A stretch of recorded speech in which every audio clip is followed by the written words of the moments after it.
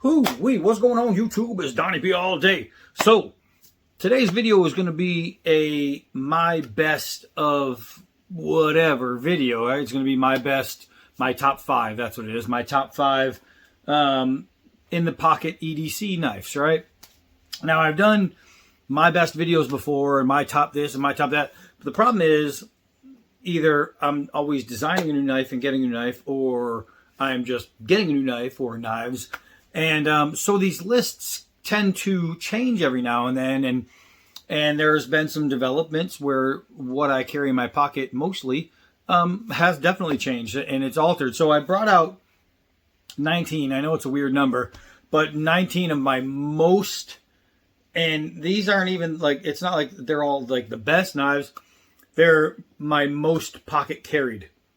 And I have another 10, 12, 15 that I carry a lot throughout my pocket that I wind through that aren't even up here. Even as a matter of fact, what's in my pocket right now is the Cayman by Off Grid. I was carrying my Cayman today, and I was carrying my Off Grid Scorpion, which we will get to. But what I wanted to do is go over currently my top 5 pocket EDC knives, just the ones that I would just carry all the time, anytime, even though there's plenty more I have that I would carry that aren't out here. I have a couple that are just like, even the Cold Steel Tie Light's not out here. It's that little guy, little sheep's foot blade. I use that a lot, but I don't think I use it as much as I use, and I'll show you real quick, this one, this Kershaw, whatever it's called. Now, for some of them, I've done videos on all these knives. For some of them, I can't remember the names, but I mean, you can see I use these things. Every one of them is going to be dirty, most likely. But these are the ones that are just happen to be my most carried. This one, I love. It's got the little pry bar in the end. It's great. So this one, I would say, gets a little bit more pocket time than my Tie Light, and that's why this one will be there over that. Just like I have my Case Tribal Lock out here, but not my Case American, whatever it's called. But I use that one a lot, just maybe not as much as that. So that's why you're going to see a lot of knives out here that can be easily put, a different knife could easily take its place, but they just haven't. These ones happen to be the ones I most carry, and I know that because I have 4 bins of folding knives, and I have 20 out at each time, and then there's a few of them, maybe between 10 and 12 that I constantly alternate, and the rest are generally there all the time, like my SE Avispa is never out of my rotation box. So I want to show you the 19 that I have there, and the 20th one that I have is obviously in my pocket. So I always have a rotation of 20 to go through, and I'll maybe do that for a week or two, and then I'll swap out some of the 20 and keep doing that over and over and over and over again. And that's how I keep my knives, A, in good condition, and B, it just gives me a chance to use other blades. That way I can speak consistently about them when I do videos like Do I Still Love It videos or versus videos. I can always have a fresh mind on how well they work because I continuously use them. This 20 is the 20 we're going over right now. The Cayman, I love it. Would I put it in my top 20? There might be 1 or 2 knives that I might throw instead of it, but the Cayman has been an excellent carry. I've been carrying it every single day since I got it, and I've been using it every day since I got it, and I have to say it's pretty damn good. So even though it's not officially in the top 19, it's definitely something I love carrying. So I'm just going to give you a quick pan of what I'm looking at here. I just threw them on a box on the couch because I'm classy. But this is what we have. Now, again, I don't remember all the names, so what we're going to do is I'm just going to pick one up and show you. And these are in no order whatsoever. I just happen to put them all in a box. This one. This is the steel wheel cut jack I have so much stuff in this edge. I was just using it yesterday. I mean, it just caked on stuff. That's not edge damage. That's just Krizap on the edge. But this thing right here, then you'd look at it and you say, oh, it's got these plasticky handles and this and that. This is a quality flipper. This is really good D2. It is crazy narrow.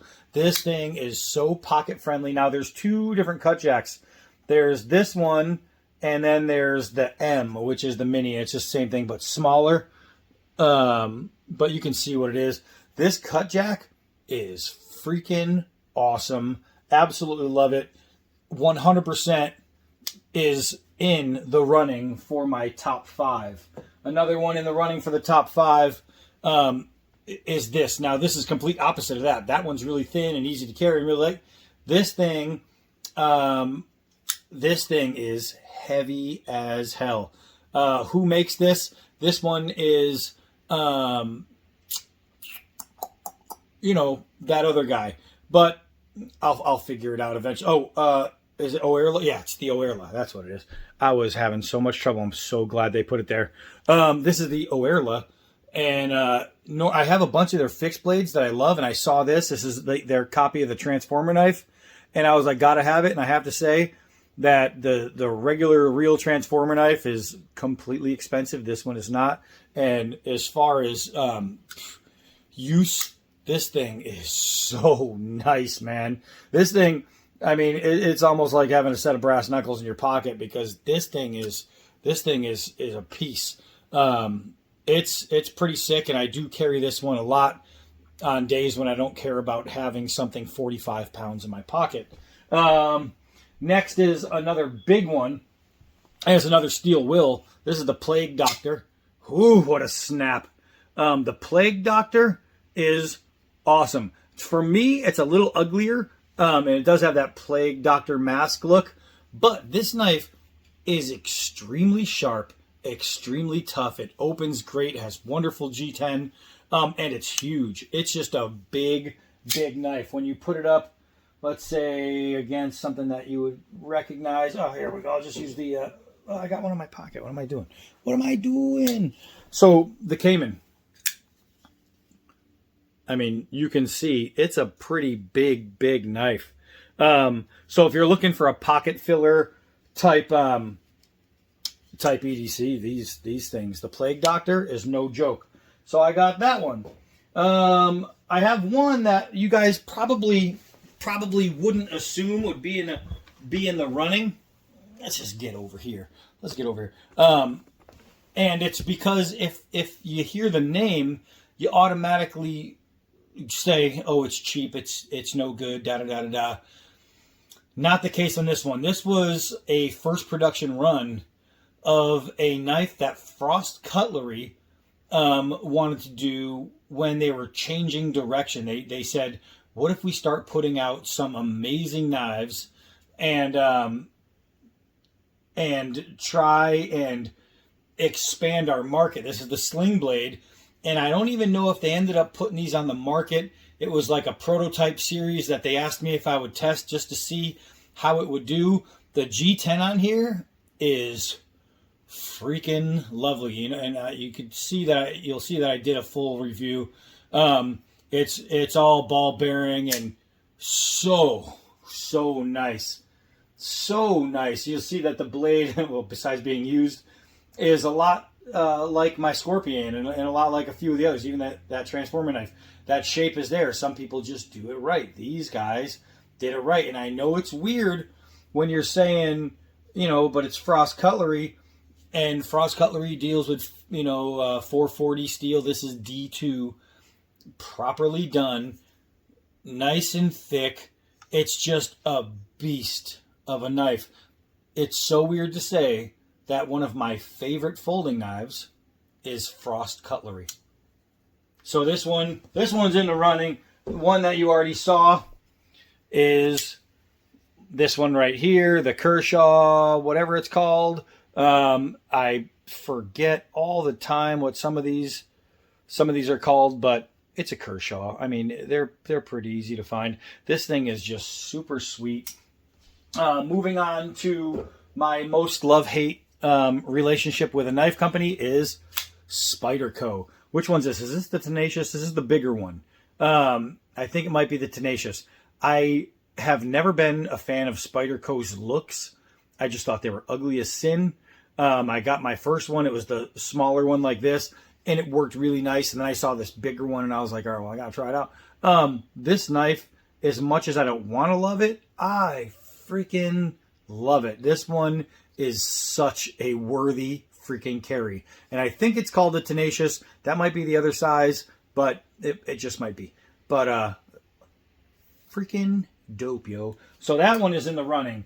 One of two of my Masters of Defense. Now this one is kind of, if you look them up, you're going to end up spending anywhere between, $300 and $1,000 for Master of Defense knives, because they went out of business. They closed shop a long time ago. But Masters of Defense uses only 6 serious, nasty ass, awesome materials.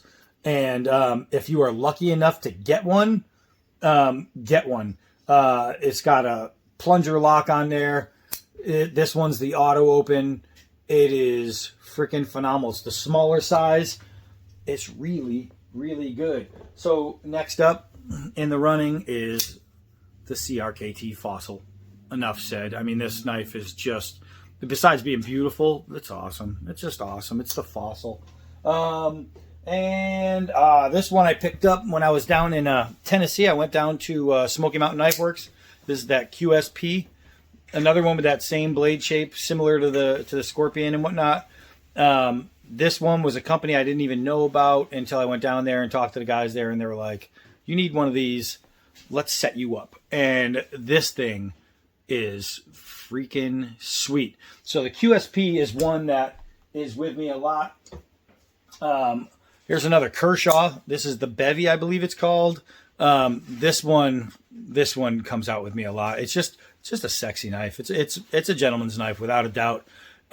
It's nice. It's just nice. The G10, fantastic. The blade, sweet. It's a beautiful blade.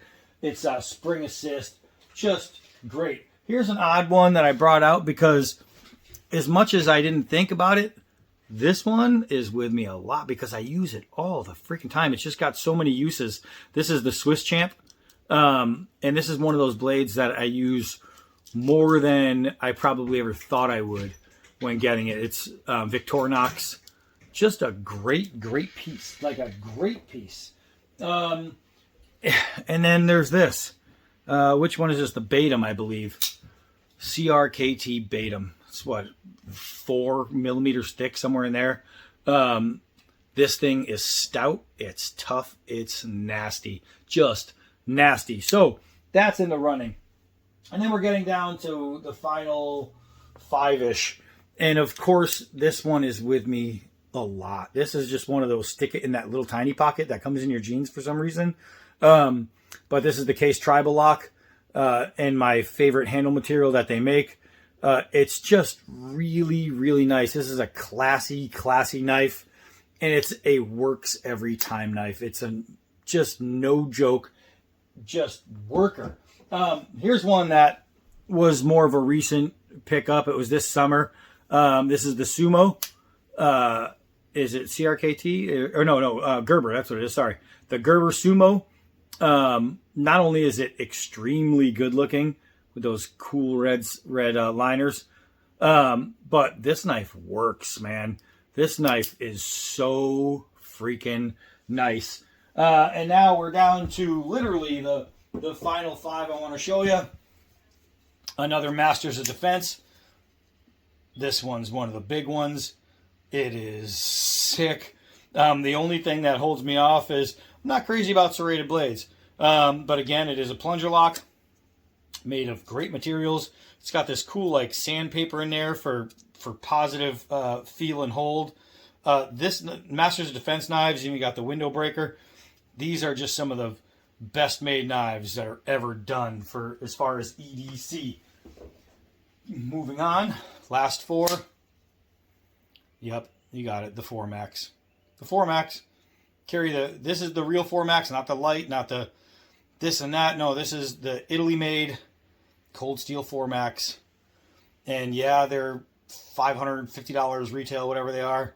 But man, if you can get this one a little bit cheaper, ooh, go get one. This knife is a beast. Outside of that, my tried and true SE Avispa. This one is the, I think this is the, is this the D2? I don't know. I don't know. I don't even know which one I brought out. There we go. This is the SK5. They come in 3 different steels, so I never know which one I'm grabbing. And you can see by the scratches and all that, I have 3 of them. All 3 get used. All 3 of my Avispas are constant users. This one, I love. Last 2, pick them both up right now, and we'll go over these 2 because these 2 are in the, just like a couple of you just saw, are in the top 5. My Microtech Combat Trudon, beautiful, and my off-grid Scorpion V2 Blackout, or Blackout V2, whatever, however it goes. Awesome. So my top 5, hold on. All right, so this is tough because there can only be 5 in the top 5, and as you can see, there's 20 knives right here that are all chart toppers. They're all just great knives. So it's hard saying, sorry, you're not one. But when it comes to my top 5 EDCs, not just the top 5 out of the gaggle I have here, these are my top 5 EDC knives that I carry. I mean, just my most loved top 5. And at number 5, and I'll try to do them in order, the Crkt Fossil. If you guys have never held one of these, used one of these, owned one of these, whatever, get yourself a Crkt Fossil. This thing is freaking awesome. I mean, you're talking about stout, thick, nasty, tough, just a good close range cutter. Something, obviously, it's not going to be one of your 12-foot cutters. This thing right here is definitely top 5 material. Crkt Fossil, B-A-T. You actually, it's right there. Boom, B-A-T-U-M, just like that. Boom. Awesome blade.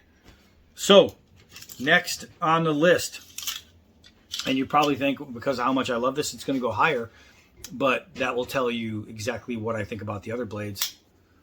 The 4MAX. The 4MAX is my number 4, and the only thing that would keep this at 4 rather than number 1 is just size. It's just, you know, I mean, for every single day, I'm being a big guy, especially, I have no problems carrying this. This is probably the most comfortable grip of all my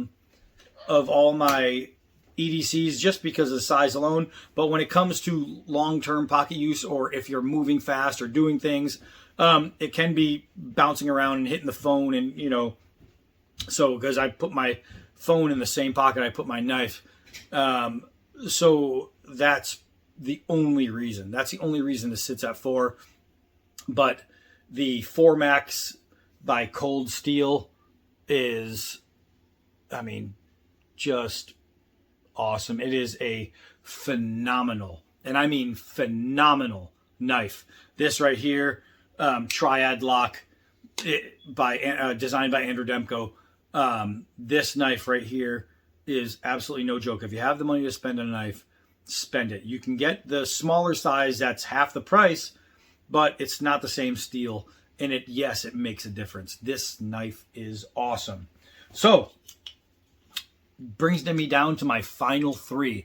Now, this one's kind of tough because it's not a folder, and that's why I was going to do my top 5 folders, but the Combat Trudon, it doesn't fold. Obviously, it's not to the front. But this one has had more pocket time. This is like, if you look at Scab at Choir Boys Cutlery, sub to him. He's trying to get to 5,000. Scab has used his Preacher, the D-Bad Preacher, more than anybody has ever used a D-Bad Preacher. I mean, he uses the snot out of it. And that's how I am with this Combat Trudon. I would guarantee you that there isn't a person on the planet who uses their Combat Trudon more than I do. And I mean, I use it. I use the snot out of this, and I freaking love it. So, and the thing is, and here's the reason why it would be number 3 and not number 1. it's out of the front. A lot of people wouldn't like that. But B is because the expense. It's a costly piece. So you're going to spend a lot of money to get one of these when you could get something at a lower price that is crazy value. Now, as far as prices on all these, I'll go over a little bit of what you could expect. But now it comes down to my final two. And forever, there was only one. There was only one out of my final two, my top two EDCs. And that was my Essie Avispa. This knife, drop point. This one's SK5. It's got these perfect slab side, really thin G10 handle with up, down, all around, ambidextrous, front, back, tipped up, tipped down carry. It's a frame lock. It's just perfect. This is, for me, the comfort. This is almost as perfect as a knife can get. I am a huge fan and proponent of this knife. The jimping is placed right. The thumb studs placed right. Everything works every time. Every single time. I just freaking love it. Love it, love it, love it. And then, well, off-grid happened. And off-grid happened in a way where it said, oh, you need this. And that was just from the picture. The picture spoke to me. This is the off-grid Scorpion. This one is the blackout version. It's called the V2. This is Bowler M390 steel, titanium frame, carbon fiber inserts, ball bearing flipper. Everything about this, this has been in my pocket every single day since I've had it. And I've been switching it up with lately the Cayman, but I've been carrying one of those 5 every day with it. The only other one out of those 5 that I've been carrying was, oddly enough, the Frost Cutlery. This one has been in the pocket with this. Frost Cutlery, imagine that. So this thing right here is, if I was going to say what's my top, if all of a sudden every knife had to disappear on the planet and they said every household you can only have one, flipper or one pocket knife to go with one fixed blade or whatever, I would cry getting rid of my Avispa. But this one right here, oh man, I can't, there's nothing I can't like about this knife. Nothing. So now let's get into what you could expect to pay. The Batum, even though it's a big, fat, nasty, sweet beast of a knife, this is considered budget pricing. They're sub $50. Even though it has a lifetime warranty, no questions asked, the Essie Avispa is, you can get this for around $40 bucks, somewhere in there. So these two right here are sub 50 all day long. You can get the Essie Avispa, and if you're talking about what's the single best EDC for under 50 bucks, I'd even say under 100 bucks, the Essie Avispa. I'd even say under 200 bucks. It's just awesome. But this thing right here, golly, I don't know. I don't know if I could love this anymore in the platform it's in. It's just really great. So these two would be considered more budget.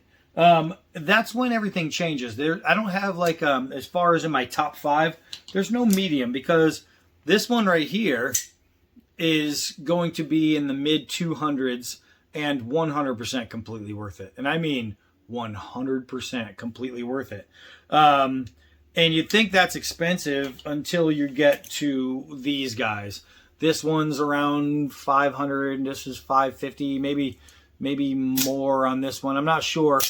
It's somewhere around there. So these guys are going to be more expensive and probably harder to get. But if you have a chance and you have a little bit extra, ching-a-ling-a-ling sitting in your pocket, I could recommend these things all freaking day long. Just sweet pieces. And they're just not pieces. They're super pieces. They are super knives. Actually, let me leave this open real quick. And let's go over just a quick showdown. quick showdown of these guys open. Oh, gosh. Did you hear how quiet that is? It's just quiet. It opens up so smooth. That Avispa. Oh, I'm going to figure out how I can do this once I have two hands. And here we go. So, my top 5 Pocket EDCs, either folders or out of the front. But if I had to choose just 5, these are the 5 that I will never ever get rid of. Never ever. And people are going to say the CRKT, you have knives over there that are triple the price and better materials and blah blah blah. Sure I do, but oh, that thing's awesome. All right, so that's it for this one. My top 5 Pocket EDC knives right there. Man, that is a pretty as lineup. All right, so that's it for me. I am Donnie B all day. Till next night.